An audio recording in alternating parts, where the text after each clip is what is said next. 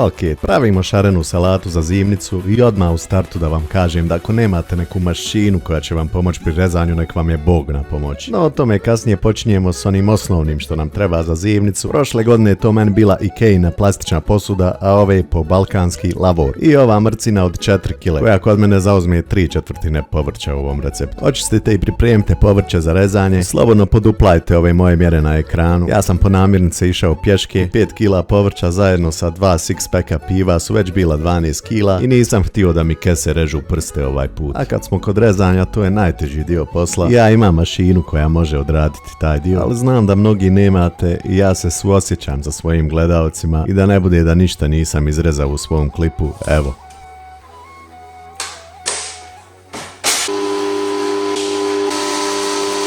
I da nemojte pratiti moje recepte, ubacite od povrća šta vam je čejf. Ja sam krastavce totalno izbacio jer jedem krastavce čitave godine. Može naravno i crveni i bijeli luk, samo ti jači ukusi znaju da dosade ako već jedete ovo na duži period. I kad sve izrežete, napravite ovu smjesu soli, šećera i bibera. Neko stavlja cijela zrna, ja ne volim da ih izbjegavam po salati. Kod mene je išao i parsley bre. E sad ako ste neki jebenjaš u fermentaciji, kiseljenju, možete sve potopiti ispod tečnosti i totalno izbjeći da dodajete konzervanci vinobran. A obzirom da je meni jedne zime propala zimnica, ja ću da roknem oboje. To je li štetno i nezdravo, nije moja stvar i to neću da komentaršim jer se ja svakako trujem većim sranjima. I kad malo to promiksate i povrće pusti svoje sokove, dodate sirće, stavite nešto teško na to i ostavite jedan dan. Sutra prebacite sve u tegle i konzumirate za par sedmica. I hvala vam što ste pogledali ovaj video do kraja. Znam da svako neće da pravi zimnicu, ali meni sva ova salata treba da preživim zimu zato što sam vegan. Aluku.